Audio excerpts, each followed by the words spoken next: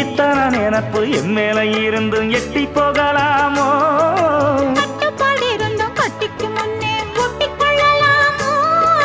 முத்தமிட்டா மோசம் என்ன உண்டாகும்? சத்தமிட்டா நிலைமை என்னாகும்? புது வளையல அரைச்சு தொண்டையில தான் நினைச்சு மாமன் கிட்ட பேச போற மணிக்கணக்கா.